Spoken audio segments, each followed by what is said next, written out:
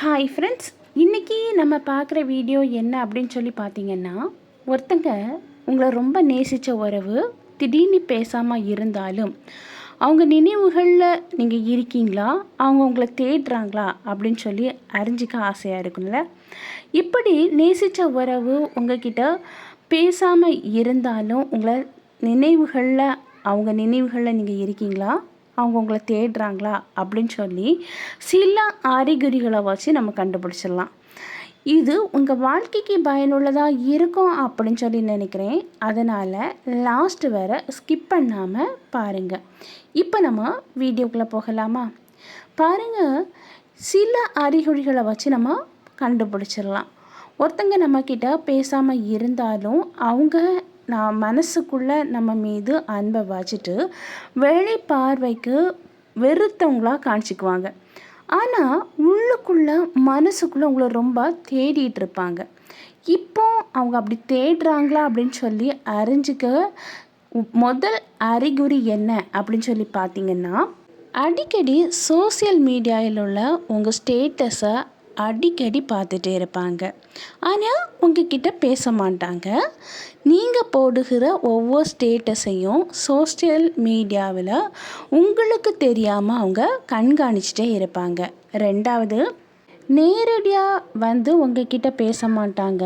ஆனால் இன்டைரக்டாக உங்கள் மீது அதிக அளவு கவனம் செலுத்துவாங்க. உங்களுக்கு ஏதாவது ஒரு கஷ்டம் வந்துடுச்சு அப்படின்னா டைரெக்டாக வந்து உதவ மாட்டாங்க.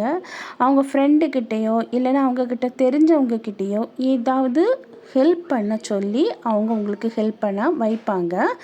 மூணாவது பார்த்திங்கன்னா, உங்களை பற்றின சின்ன சின்ன விஷயங்களையும் அவங்க மனசுக்குள்ளே அவங்க நினைவுகளில் வச்சுருப்பாங்க. உங்களுக்கு ஏதாவது ஒன்று பிடிக்கும் அப்படின்னு சொல்லி நீங்கள் அவங்கக்கிட்ட ரொம்ப பேசிகிட்டு இருக்கும்போது சொல்லியிருப்பீங்க. அதை வேற அவங்க மறக்காமல் அவங்க மனசுக்குள்ளேயே வச்சுருப்பாங்க. அவங்க உங்ககிட்ட பேசாமல் இருந்தாலும் உங்களை பற்றின விஷயங்களை தெரிஞ்சுக்கணும் அப்படிங்கிற ஒரு ஆசையில் அடுத்தவங்க கிட்ட, உங்களுக்கு தெரிஞ்சவங்க கிட்ட உங்களை பற்றி ரொம்ப விசாரிக்க தொடங்குவாங்க. நீங்கள் எப்பெல்லாம் ஆன்லைனில் வாரீங்க அப்படின்னு சொல்லி அடிக்கடி செக் பண்ணி பார்த்துட்ருப்பாங்க. ஆனால் அவங்க ஆன்லைனில் இருப்பாங்க. உங்ககிட்ட மெசேஜ் பண்ணதுக்கு அவங்க தயக்கப்படுவாங்க. உங்ககிட்ட பேச மாட்டாங்க, உங்ககிட்ட மெசேஜ் பண்ண மாட்டாங்க. ஆனால் அவங்க ஆன்லைனில் தான் இருப்பாங்க. உங்ககிட்ட வந்து மெசேஜ் பண்ண தயங்குவாங்க. எக்ஸாம்பிளுக்கு சொல்லப்போனால், நீங்கள் அனுப்புகிற போஸ்ட்டு ஸ்டோரி ஏதாவது ஒன்று வந்துடுச்சுன்னா உடனே ரியாக்ட் பண்ணுவாங்க, அவங்களுக்கே தெரியாமல். ஏன்னா உங்கள் நினைவுகளில் அவங்க இருந்துகிட்டு இருக்காங்க, உங்கள் மீது அளவு கடந்த அன்பில் இருந்துகிட்டு இருக்காங்க. அதனால தான் இதெல்லாம் பண்ணுவாங்க.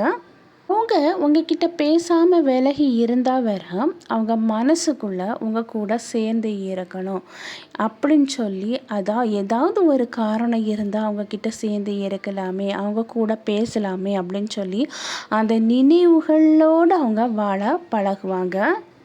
உங்கள் மீது கோபமாக இருந்தாலும் அவங்க உங்களை விட்டு செல்லணும்னு நினச்சா வேற அவங்களால உங்களை விட்டுட்டு செல்ல முடியாது.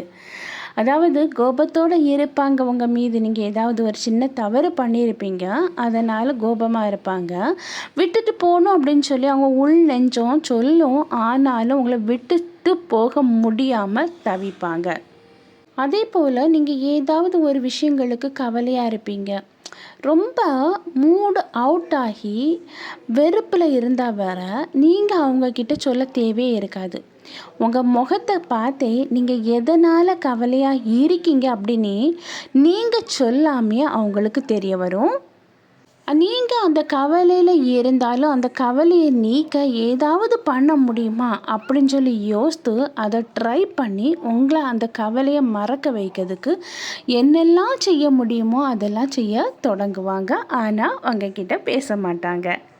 ஏதாவது பழைய நினைவுகள் இருந்தால் அந்த பழைய நினைவுகள் வருஷக்கணக்காக ஆயிருக்கும், நாட்கள் கணக்காக ஆயிருக்கும். அதை நீங்கள் மறந்துருப்பீங்க. ஆனால் அந்த நினைவுகளை அவங்க மறக்காமல் மனசுக்குள்ளேயே வச்சுட்டு அதை பற்றி பேச ட்ரை பண்ணுவாங்க.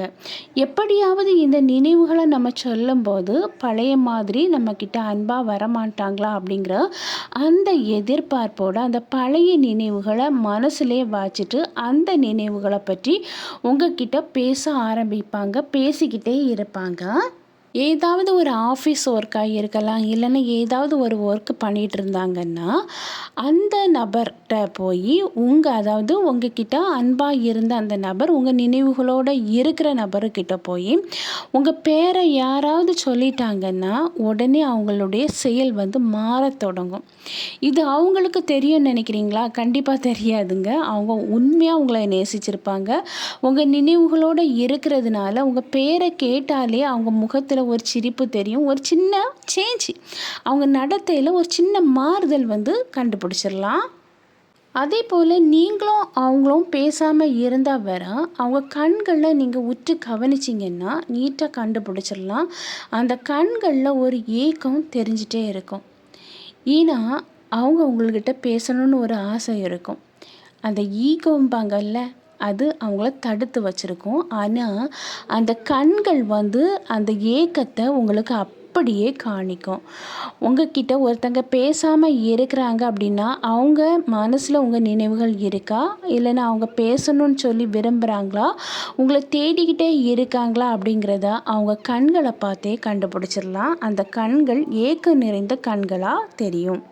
நீங்கள் அவங்கக்கிட்ட பேசணும் அப்படின்னு சொல்லி ட்ரை பண்ணி போய் பேச போனீங்கன்னா அவங்க உங்ககிட்ட பேசுறதுக்கு விருப்பம் இல்லை அப்படின்னு சொல்லிட்டு அவங்க விலகி போவாங்க. ஆனால் அந்த விலகுதல் கொஞ்சம் நேரம்தான் சொல்லுவேங்க. அகெயின் திருப்பி உன்கிட்ட பேச விருப்பம் இல்லை அப்படின்னு சொல்லிட்டு போனவங்க அகெயின் அவங்களே திரும்பி உங்ககிட்ட பேச ஆரம்பிப்பாங்க, தேடி பேசுவாங்க. அதே போல் உங்ககிட்ட நான் ரொம்ப பேச மாட்டேன் அப்படின்லாம் சொல்லியிருப்பாங்க.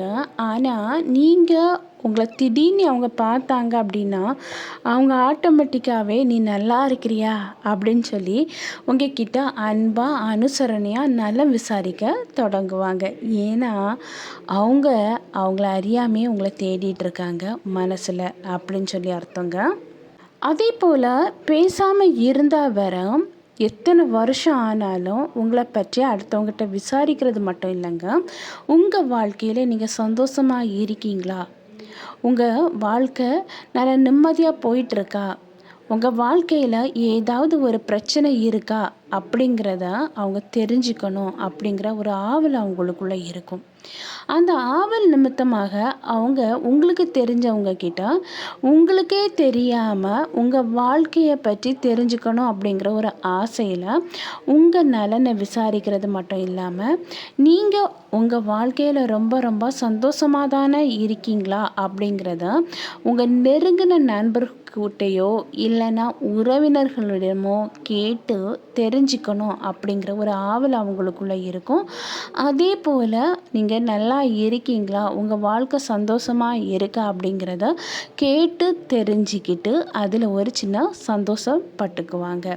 பாருங்க, இந்த ஒரு இவ்வளோ அறிகுறியை வச்சே ஒரு நபர் உங்ககிட்ட உண்மையான அன்போடு இருக்காங்களா, நீங்கள் பேசாமல் இருந்தாலும் அவங்க உங்ககிட்ட பேச துடிக்கிறாங்களா, இல்லைன்னா உங்கள் நினைவுகளோடு தான் அவங்க இருக்காங்களா, உங்களை தேடி வருவாங்களா அப்படின்னு சொல்லி இந்த அறிகுறிகளை வச்சு நம்ம ஈஸியாக கண்டுபிடிச்சிக்கலாம்.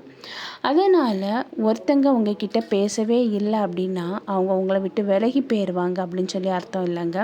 மனசுக்குள்ளே சில டைம் உங்கள் அன்பை வச்சுக்கிட்டு உங்கள் நினைவுகளை சுமந்துட்டு ஏதோ ஒரு குடும்ப சூழ்நிலை நிமித்தமாக இல்லைன்னா ஏதாவது ஒரு வேலைப்பளு நிமித்தமாக ஏதோ ஒரு குடும்ப காரணங்களுக்காக அவங்க விலகிறது மாதிரி நடிக்கலாம்.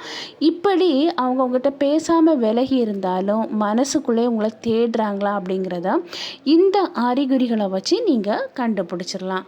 ஓகே ஃப்ரெண்ட்ஸ், இது உங்கள் வாழ்க்கைக்கு பயனுள்ளதாக இருக்கும் அப்படின்னு சொல்லி நினைக்கிறேன். நான் உங்களை நெக்ஸ்ட் வீடியோவில் மீட் பண்ணுறேன். அதுவரை பை, see you. இந்த வீடியோ பிடிச்சிருந்துன்னா லைக் பண்ணுங்கள், ஷேர் பண்ணுங்கள், சப்ஸ்கிரைப் பண்ணுங்கள்.